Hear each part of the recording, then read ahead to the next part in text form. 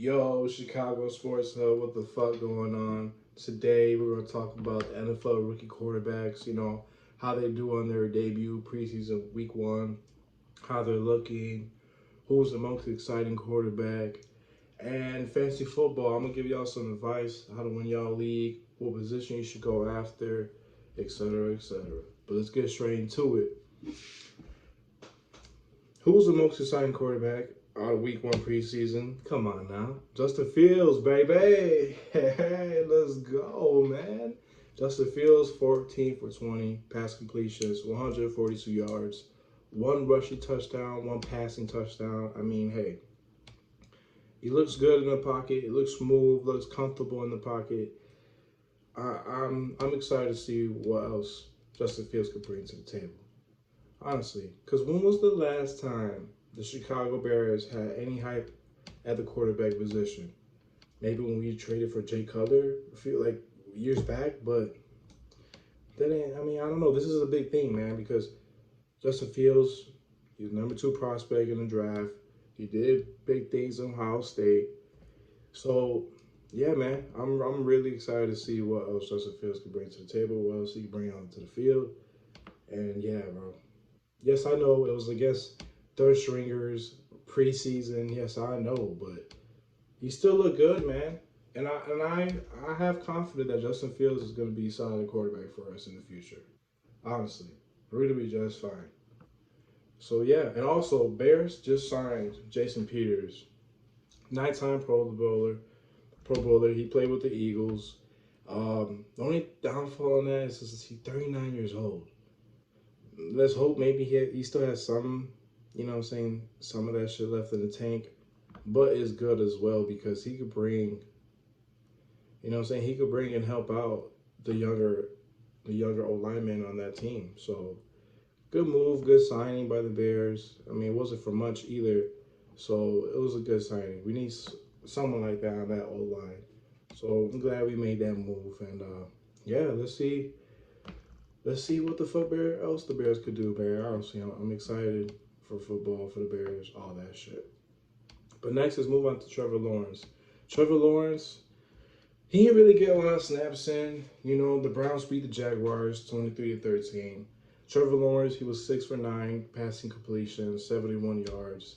So yeah, I mean, maybe next game, preseason game, we probably see more snaps out of him. But besides that, he was making some good throws, man. Honestly, and he has some good weapons in that Jaguars offense. You got Marvin Jones, you got DJ Chark. I think, I think Trevor Lawrence is gonna be, the hype that everyone was expecting. Number one draft pick. You know what I'm saying? He won the championship at Clemson when he was in college. So yeah, I mean, we're expecting big things out of these quarterbacks. You know what I'm saying? And I feel like we're gonna see that. Honestly, it's gonna get some time. They're rookies, they're young, but we're definitely gonna see the potential and the hype that these guys live up to. So yeah, let's see. You know what I'm saying? Let's see what else Trevor Lawrence could bring to the next game because we didn't really get to see a lot of snaps. The next one, Trey Lance. Uh, man, I don't know. He didn't look all that. I mean, yeah, it's preseason. The Chiefs beat the 49ers 19-16. Trey Lance, 5 for 14 pass completions, 128 yards. He had a one passing touchdown. I mean, he still needs to clean up, his work. There's some stuff that he needs to clean up, get better at. But, I mean, this is the same team that skipped Justin Fields and drafted Trey Lance. Let's see, what I'm saying? Let's see if the 49ers actually see something in Trey Lance because Trey Lance was missing some throws preseason. Yes, I know it's preseason, but still, like, I don't know. Maybe next week, week two, we could probably see a little bit better performance coming from Trey Lance. Maybe, who knows? But yeah, he ain't really look all that.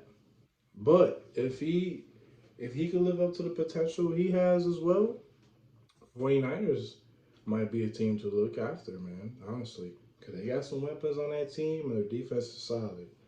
So let's see what Trey Lance could do next week. Let's see if he could clean it up a little bit. But yeah, that's about it. For that one. Zach Wilson. Let's move on to Zach Wilson. Jets beat the Giants 12-7. Zach Wilson was 6 for 9 pass completions. We didn't see a lot of snaps out of him either.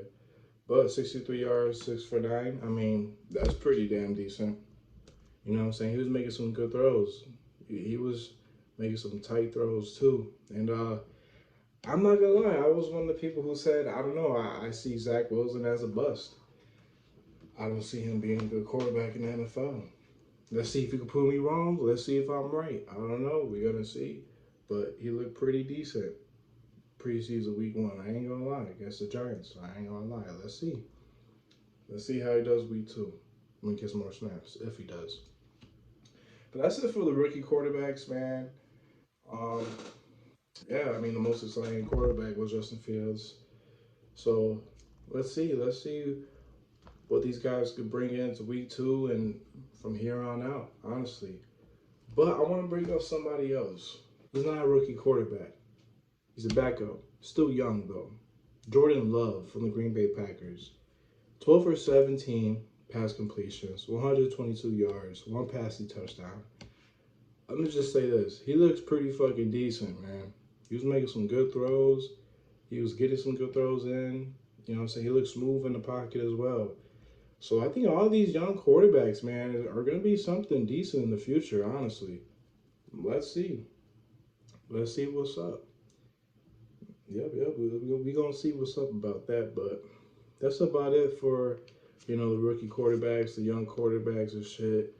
Let's move on to the fantasy football, man. It's my shit. Let's move it on. Give y'all some advice, man. Two-time defending back-to-back champion. I'm trying to get that three-peat this year for fantasy football, but we ain't worried about that right now. Right now, gonna help y'all, win a league, what positions you go after, etc., etc. For fantasy football, go after running backs. Always go after running backs. Get at least 2 or 3 running backs on your team. That should be your top picks. Honestly, your first 3 picks should be at least 2 running backs, 1 wide receiver, or 3 running backs. Honestly, that's what I do. That's how I won my leagues. That's what you should go after. Honestly, but don't go after running backs who always get fucking injured. Like they're not a healthy running back and they're always getting hurt. Avoid that. Be careful. Because that shit could fuck you in the long run, man, honestly. Because, man, that happened to me when I first started playing Fantasy League. I had a, I drafted, who the fuck was it? Cook, the running back from Minnesota. He kept on getting fucking injured. And the one year he doesn't get injured a few years ago, he goes fucking off for the past 2 years. Like, you fucking, man. But yeah, always go after running backs, man. Then you go after wide receiver quarterbacks. I don't give a fuck how raw a quarterback is. Let's say Patrick Mahomes or I don't know, Lamar Jackson. Don't draft them in the first round. What the fuck? Don't draft them in the first round. Don't draft a quarterback in the first round. That's a waste of pick. You're wasting your pick. You could have just got a raw ass running back, but yet you just got it a quarterback in the first round, where you could have got him later in the draft maybe. Most likely he would have been available still. So don't draft a fucking quarterback first round. Let me just tell you that. What else? Go after players who are like the only best weapon on that team. Like, I'm trying to think of a player. I want to say Justin Jefferson for the Minnesota Vikings. Like a player like that, a rising star on that offense, on that wide receiving core, that he's gonna get a lot of, a lot of looks, a lot of catches, etc. Shit like that. I mean, yeah, they have Adam Thielen still, but he's getting old, and I don't think he's gonna keep on being the wide receiver that he was before. It's gonna be a rising star on that team, which is Justin Jefferson. So go after players who are like a rising star, the only rising star on that offense. because you know they're going to get a lot of looks. You know they're going to get a lot of passes thrown to them because they're the only star on their offense. You know what I'm saying? And try to avoid players or teams who have a lot of stars. You know what I'm saying? Like, for example, A.J. Brown and Julio Jones. They're still going to be raw as hell. You know what I'm saying? But, like, some of them might not get this, like, get that crazy numbers or the crazy yard catches that they usually have because the quarterback needs to feed the whole team. They're not going to keep on throwing to Julio Jones and Julio Jones and Julio Jones. Nah. Tannehill's going to throw it to A.J. Brown. He's going to throw it to Julio Jones here and there. He might just dump pass to Derrick Henry. You know what I'm saying? So, like, try to avoid players like that where there's too many stars on one team. You know, so, or for example, like the Buccaneers. You got Mike Evans. You got fucking Chris Godwin. You got Rob Gronkowski. All those weapons on that team. Yes, some players are going to be decent for you, but not every week where they're going to give you 30 points, 20 points every fucking week. No, because the quarterback needs to feed all the weapons on that team. So, yeah, that's just something to look at, man. Try to avoid stuff like that. Try to avoid too many stars on one team. You know what I'm saying? For example, like what I just said earlier. Save the kicker and defense for last. Save that shit for your last pick or something, bro. Honestly, don't draft the defense or kicker too early, because that's going to cost you later in the draft for your team, bro. I'm telling you right now.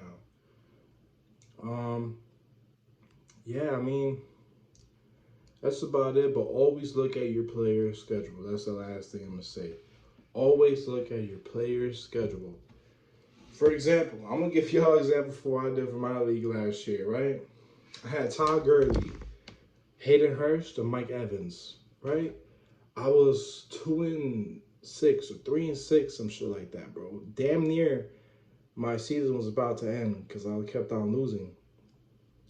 I'm like, man, Todd Gurley, Hayden Hurst, Mike Evans. It was like, what, week 9? And from week 9 and here on out, their schedules look, man, they ain't look so good. They were playing some good teams who had good defense, and I was kind of worried. I didn't know what to do. So I'm like, fuck it. You know what I'm going to do? I'm going to offer a trade to someone.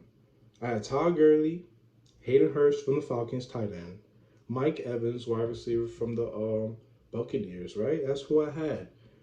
I traded away them for David Montgomery from the Bears, Travis Kelce, tight end from the Chiefs, and Marvin Jones, wide receiver from the Lions. I won that trade. Why? Because I looked at David Montgomery's schedule before I made that trade. I looked at Travis Kelce's schedule before I made that trade. I looked at Marvin Jones' schedule before I made that trade. And I wanted those players because their schedule from week 9 here on out looked too good. They're going against teams who had shitty defense, and I knew these players were gonna like go off and score a lot of points in fantasy, which they did. So I'm glad I made that trade. Why? Because that trade helped me win a fucking fantasy league again, back to back, 2 times, bro. From 2-6, from 7-6 with the championship. Crazy, right? I know. It was fucking hard. I'm gonna tell you that though. It was a hard ass year for me for fantasy football, but I fucking did it. So, and I also had Christian McCaffrey injury the whole fucking season, so that was blowing me too. So that's like for example to look at. Look at your players. If it's trade deadline around the corner, look at their schedule. Look at people who you want to get rid of for players that you think that's gonna take off later in the season for you. And that's what happened with me. I ended up getting David Montgomery, Travis Kelce, Marvin Jones, and it did me right. And it helped me win the league. So that's just something to look at for fantasy football. If you're doing fantasy football, if you fuck with it, you know what I'm saying? That's something to look at for fantasy football this year, honestly. So, yeah, that's about it for today, man. I appreciate y'all. Keep supporting. Love. Subscribe on YouTube, all that shit. Appreciate y'all. Peace, man.